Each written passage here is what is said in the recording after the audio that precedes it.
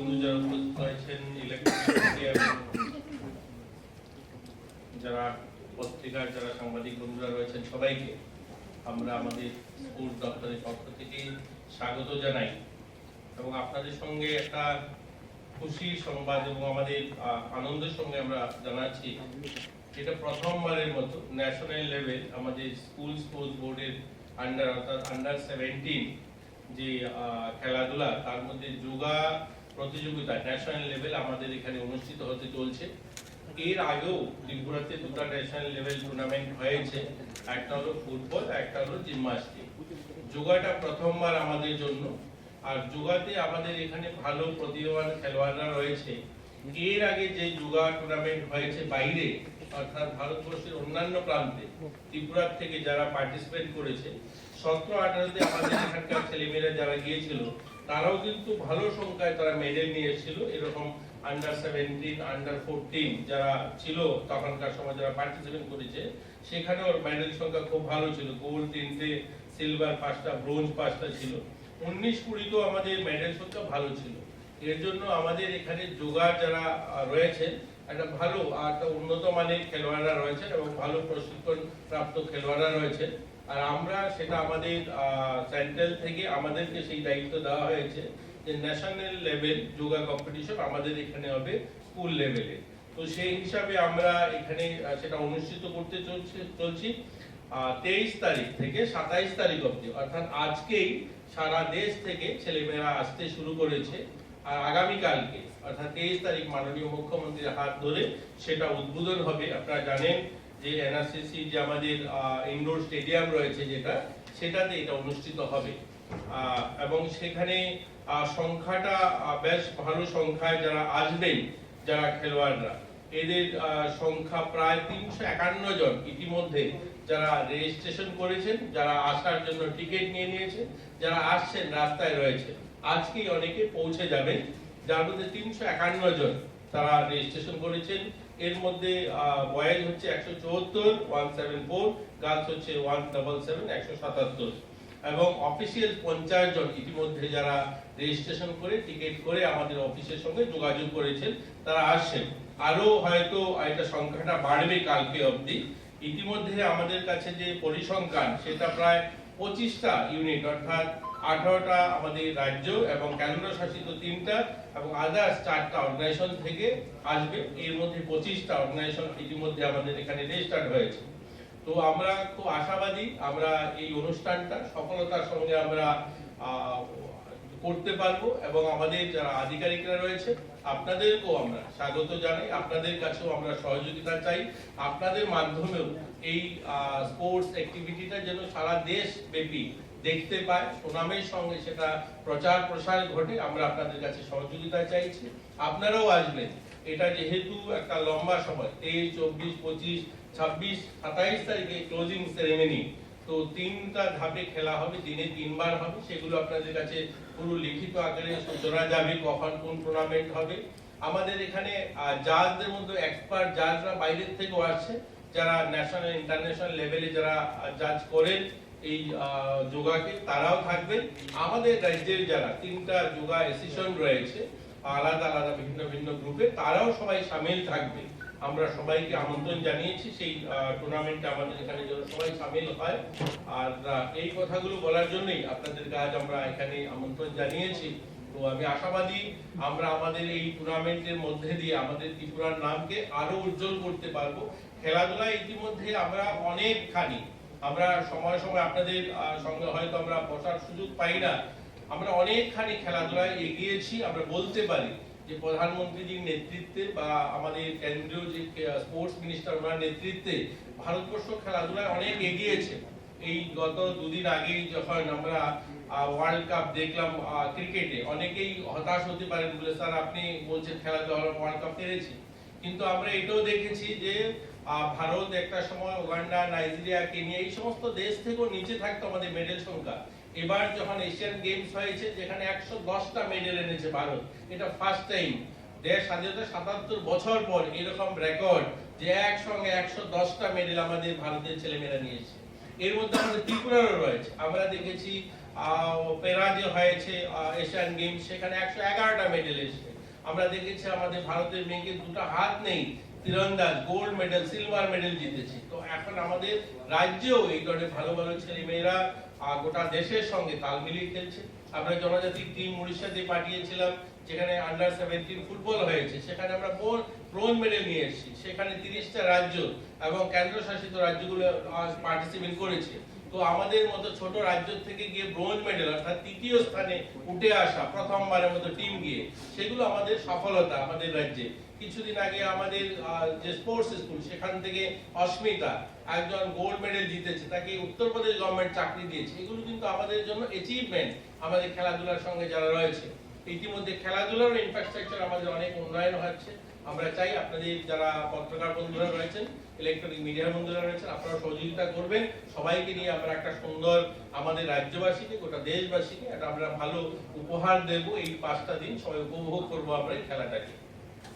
স্তরীয় তাদের স্কুল থেকে তারা সিলেকশন করে পাঠাচ্ছে। ধরুন উত্তরপ্রদেশ থেকে 20 জন আসবে, সেই 20 জন কারা আসবে, সেই সেখানকার স্কুল স্পোর্টস বোর্ড যেটা রয়েছে সেখান থেকে তারা সিলেকশন করে তাদের টপ যে ছেলে মেয়েরা থাকবে তাদেরকে পাঠাবে। এর মধ্যে আমাদের কাছে যেটা হলো, আমাদের যতগুলো রাজ্য ভারতের সবগুলো রাজ্য থেকে এরকম 20 জন করে আসার কথা, যার মধ্যে 18টা রাজ্য ইতিমধ্যে যারা রেজিস্টার্ড করেছে, হয়তো আরো আসতে পারে। কেন্দ্রশাসিত রাজ্যগুলো থেকেও আসার কথা, যেখান থেকে 3টা কেন্দ্রশাসিত রাজ্য ইতিমধ্যে রেজিস্ট্রেশন করেছে। আর নবোদয় স্কুল আর সেন্ট্রাল স্কুলে সারা দেশ থেকে ধরুন একটা স্কুলকে তারা আইডেন্টিফাই করে বলবে যে এই স্কুলটা পার্টিসিপেট করবে। এরকম নবোদয় স্কুল আইডেন্টিফাই করে বলবে যে এই স্কুলটা পার্টিসিপেট করবে। ধরুন তারা বলতে পারে ত্রিপুরার যে আমাদের সেন্ট্রাল স্কুল আছে তার মধ্যে হয়তো কুঞ্জবল স্কুলকে বলতে পারে এই গেমে তোমরা পার্টিসিপেট করো। তো এই রকম সংখ্যাটা আমাদের অনুমান, আমাদের সেখানে হয়তো 500-র মতো ছেলে মেয়ে হতে পারে কালকে অবধি। অনেকেই আসবে, যেহেতু কমিউনিকেশন অনেকটা, ছেলে মেয়েরা যখন খেলাধুলায় আসে তারা ট্রেনে আসে, তো সব মিলে কালকে পর্যন্ত আসবে সকাল অবধি। তো ইতিমধ্যে আমরা যে সংখ্যাটা আমি আপনাদেরকে বলেছি, যে আমাদের যে সংখ্যাটা এসছে 351 জন। হ্যাঁ, 351 জন টোটাল আসবে এখন পর্যন্ত আমাদের। আজকে 20টা টিম আসবে, অর্থাৎ কালকে 2টো টিম এসে গেছে আর আজকে আরো 20টা টিম। তো এটা চলতে থাকবে। আমাদের অনুমান সেটা 400-র উপরে যেতে পারে ছেলে মেয়েদের সংখ্যা। আমরা 500 ধরেছিলাম, কিন্তু কোনো জায়গা থেকে কম এসছে, কোনো রাজ্য থেকে। তো আর কিছু যদি জিজ্ঞাসা করার থাকে, আমাদের সেক্রেটারি রয়েছেন, আমাদের স্পোর্টস, আমাদের ডাইরেক্টর রয়েছেন। যোগাটার হলো তিন ধরনের যোগা। যোগা এক্সপার্ট যারা তারা বলতে পারবে 3 প্রকারের যোগা এখানে তারা করবে, সেটা আমরা দিয়েছি। যেটা 3 প্রকারের রিদমিক অর্থাৎ মিউজিক দিয়ে যে যোগা হয় সেটা এক প্রকার যোগা হবে। এক প্রকার হবে আর্টিস্টিক, অর্থাৎ সেটারও একটা কোনো ফর্ম আছে, যারা এক্সপার্ট তারা বলতে পারবে। আর হচ্ছে গ্রুপ, একসঙ্গে অনেক ছেলে মেয়েরা যোগা করবে।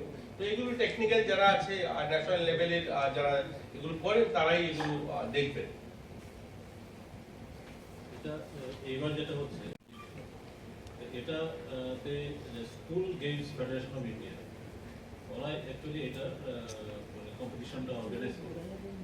তো আমাদের স্টেটে এবার এই ন্যাশনাল স্কুল গেমসের একটা ইভেন্ট যেটা হচ্ছে ইয়োগা আমরা এবার অর্গানাইজ করছি। তো এখানে কিছুক্ষণ আগে দপ্তরের মাননীয় মন্ত্রী মহোদয় আপনাদের বলেছেন, আমরা এক সময় এখানে দুটো ইভেন্ট করেছিলাম আগে, এবং 2018-19-এ ত্রিপুরা স্কুল বোর্ডস তখন ডিক্লেয়ার করা হয়েছিল যে আমরা ত্রিপুরা রাজ্যে best organiser in the country হিসেবে ডিক্লেয়ার করেছি। আমি আশা করবো যে আপনাদের সার্বিক সহায়তায় আপনারা সাহায্য করবেন, প্রচার প্রসার, এবং আমি দপ্তরের যারা আছেন প্রতিনিধি যারা আছেন তারাও এখানে কাজ করে যাচ্ছে। এইবারও আমরা আগের মতোই আমরা আরো করতে পারবো ভালো, বা আগের থেকে আরো বেটার করতে পারবো, এই আশা রাখি। আর হচ্ছে যে এটা 23 থেকে 27 তারিখ অবধি চলবে। 25টা স্টেট এখানে এবং ইন্ডিয়ান টেরিটরি জয়েন করছে। বাকি যে ফেসিলিটিসগুলি আছে এনআরসিসিতে এই গেমস হবে। 23 তারিখ 3:30টায় এনআরসিসি যে অডিটোরিয়াম আছে সেখানে এটার মানে উদ্বোধন হবে।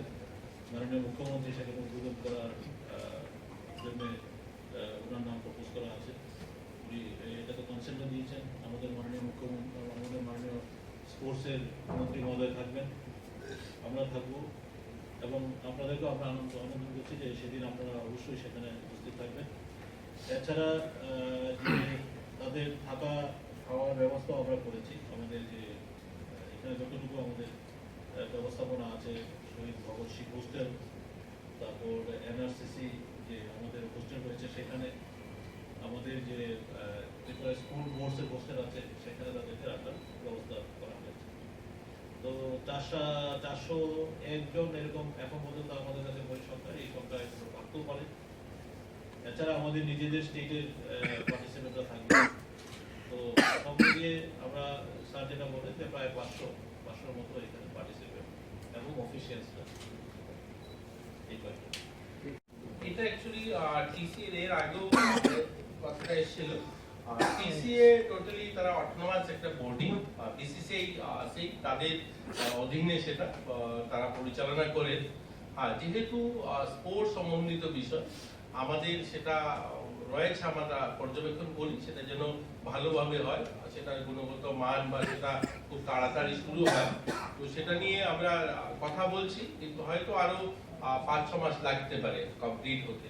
কিন্তু এটা পুরোপুরি কাজ করা বা কাজের পুরোটাই যেহেতু তারা অটোনমাস বডি, তাদের একটা নিজস্ব সংস্থা রয়েছে, স্বতন্ত্র সংস্থা, তারা তাদের মতো করেই সেটা কাজটা করছে। কিন্তু আমাদের সেটা নজরে রয়েছে এবং আমরাও চাইছি যেন খুব শীঘ্রই সেটা ইনোভেশন হয় আর এখানকার ছেলেমেয়েরা সেটা সুযোগ পায় খেলাধুলা। স্যার, আপনি কথা প্রসঙ্গে বলেছেন ত্রিপুরা স্পোর্টস কাউন্সিল, যার চেয়ারম্যান হিসেবে রয়েছেন আপনি, আর বর্তমানে সেক্রেটারি রয়েছে সুকান্ত ঘোষ মহোদয়। এটার স্ট্রাকচারটা অর্থাৎ কমিটিটা স্থবির হয়ে থাকাতে, মানে না ফর্ম হওয়াতে কার্যক্রমে কিছুটা ত্রুটি হচ্ছে, মানে থেমে থাকছে। এই ব্যাপারে যদি সেটাও খুব শীঘ্রই হয়ে যায়, সেটা নিয়েও আলোচনা চলছে, খুব শীঘ্রই সেটা আমরা করবো। আমরা আসলে স্পোর্টসটাকে চাইছি ঠিক খেলাধুলার একটা, যেটা আমি বলছি যে খেলাধুলার মান উন্নয়ন হোক, গোটা দেশে মান উন্নয়ন হয়েছে। আমরা সেইটা আপনারা জানেন, যেহেতু আপনারা সাংবাদিক, আপনাদের কাছে এই খবরগুলো রয়েছে। অনেকগুলো এসিশন, একটা গেমের অনেকগুলো এসিশন হয়েছে, 2-3টে এসিশন রয়েছে। অলিম্পিক এসিশন 2টা ভাগে বিভক্ত হয়ে আছে বিভিন্ন পলিটিক্যাল কারণে। এগুলোকে সবগুলোকে একটা তৈরি করা, যে খেলাধুলার মান যেন উন্নয়ন হয়, সত্যি করতে যারা খেলাধুলাটাকে পছন্দ করে, যারা খেলাধুলাটা করে, তারাই যেন সেখানে অংশগ্রহণ করতে পারে। তার জন্য একটু দেরি হচ্ছে, কিন্তু সেটা একটা সুন্দর স্ট্রাকচার আমরা দিতে চেষ্টা করছি। এই বছরের মধ্যে কি স্পোর্টস কাউন্সিল স্ট্রাকচার হবে? এই যে দশরথ দেব সিনথেটিক মাঠ উদ্বোধন হয়েছে, কিন্তু এখনো পড়ে রয়েছে। এবং আমাদের যে উমাকান্ত মাঠ ফ্লাড লাইট, এগুলো আপনিও দেখে আসতেন, কিন্তু এরপরে আর কোনো কাজ হলো না। সে বিষয়ে কি কতটুকু উমাকান্ত ফ্লাড লাইটের কাজ হয়ে যাবে। আগে যখন কাজটা শুরু হয়েছিল ঠিক তখনকার সময় কিছু লিগেল সমস্যা রয়েছে, সেগুলো আমরা ইতিমধ্যে সেরে নিয়েছি, খুব শীঘ্রই সেটা হবে। আর যেটা দশরথ দেব স্পোর্টস কমপ্লেক্সের কথা বলেছেন, সেখানে যে সংস্থা কাজটা করছে, যাদেরকে কাজটা দেওয়া হয়েছিল, সেই রাজ্যের একটু রাজনৈতিক অস্থিরতা আপনারা সবাই জানেন। সেখানে প্রথমত আমাদের রাজ্যে নির্বাচন ছিল, 1-2 মাস নির্বাচনের কারণে কাজটা বন্ধ ছিল। আমাদের এখানে নির্বাচন শেষ হওয়ার সঙ্গে সঙ্গে ওই রাজ্যে একটা রাজনৈতিক অস্থিরতা সেখানে তৈরি হয়েছিল। তো সেটাও এখন এখানে সীমিত হয়েছে। এই খুব শীঘ্রই, হয়তো 1-2 দিনের মধ্যেই তাদের যারা কাজ করছেন, টেকনিক্যাল যারা পার্সনরা আছেন, তারা এসে গেছেন আমাদের রাজ্যে। শুধু দশরথ দেব এইটা নয়, অনেকগুলো মাঠ তারা করছেন। তো সবগুলোতে কাজ শুরু হয়েছে। আমরা আশাবাদী যে 2024-এর প্রথম দিকটাতে, আমরা প্রথম কোয়ার্টারে সবগুলোকে আমরা আমাদের রাজ্যের জন্য, রাজ্যের ছেলেমেয়েদের জন্য আমরা তুলে দিতে পারবো। স্যার, আস্তপুর মাঠটা নিয়ে আপনাদের সেই মাঠটাকে দেখে আমরা চাইছি, যেহেতু আমাদের শহরের প্রাণকেন্দ্রে বড় কোনো মাঠ নেই, এই একটা মাঠই রয়েছে। এটাতে যেমন খেলাধুলার মানুষের খুব দরকার, তেমনি আমাদের অন্য অ্যাক্টিভিটিস, কমার্শিয়াল কোনো অ্যাক্টিভিটিস বা এখানকার যে কোনো সরকারি প্রোগ্রাম, বেসরকারি প্রোগ্রাম যখনই প্রয়োজন হয়, এই মাঠটাকে ব্যবহার করা হয়। এই জন্য কি হয়, যে সীমিত পয়সাটা নেওয়া হয় মানুষের কাছ থেকে, যেটা বেসরকারি হোক আর সরকারি হোক, সেই সমস্ত সংস্থা থেকে যে পয়সাটা নেওয়া হয়, এত অল্প পয়সা দিয়ে মাঠটা যে ধরনের কার্যক্রম করার পর নষ্ট হয়, সেটাকে আবার পুনরায় সেই রূপে নিয়ে আসা সম্ভব হয় না। যেখানে মাটির ভাড়া 10,000 15,000 টাকা নেওয়া হয়, কিন্তু সেখানে একবার মাটি কোনো সরকারি কার্যক্রম বা বেসরকারি কার্যক্রম হলে 50,000 60,000 টাকার দরকার হয়। পুরো মাঠটা গর্ত হয়ে যায়, সেটা মাঠে ঘাস নষ্ট হয়ে যায়। এর জন্য এগুলো নিয়ে আমরা ভাবছি বিকল্প কোনো মাঠ পাওয়া যায় কিনা বা বিকল্প কোনো মাঠ ক্রিয়েট করা যায় কিনা, যেখানে এই সমস্ত প্রোগ্রাম করা যায়। এটাকে শুধুমাত্র খেলাধুলার জন্য ব্যবহার করা, তো এটাতে সবার সহযোগিতা চাই আমরা। কারণ আমরা দেখেছি যখন হাঁপানি মেলা গ্রাউন্ড আমরা রেডি হলো, আমরা যখন চিলড্রেন পার্কে শিফট করলাম, আমরা যারা সাংবাদিক বন্ধু সহ আপামর এই শহরের জনতা অনেকেই বিরোধিতা করেছে যে সেখানে লোক যাবে কিনা, কিন্তু পরবর্তী সময় লোক গিয়েছে এবং আজ কিন্তু সেখানেই মেলা হচ্ছে। এরকম শহরের বাইরেও আমরা সরকারি বেসরকারি প্রোগ্রাম বা কোনো ধরনের অ্যাক্টিভিটির জন্য অন্য কোনো মাঠ ব্যবহার করতে পারি কিনা, সেগুলো নিয়েও আলোচনা হচ্ছে। সেগুলো নিয়েও আমাদের মাথায় রয়েছে। আমরা চেষ্টা করবো যে সেগুলো যেন বাইরে নেওয়া যায়, এই মাঠটাকে খেলাধুলার জন্যই শুধু ব্যবহার করা যায়। এগুলো রয়েছে, কিন্তু সময় সাপেক্ষ। যেহেতু আমাদের কাছে অপশন খুব কম, আগরতলা শহরে জায়গার খুব সীমিত এরিয়া, যেমন আমাদের ভোলাগিরি মাঠটা, সেটা যদি ঠিক হয়ে যায় তাহলে আমরা দুটো অপশন থাকবে। এগুলো আমরা করছি। সেন্ট্রাল থেকে আমাদেরকে সেই দায়িত্ব দেওয়া হয়েছে যে ন্যাশনাল লেভেল যোগা কম্পিটিশন বেশ ভালো সংখ্যায় যারা আসবেন, যারা খেলোয়াড়রা, এদের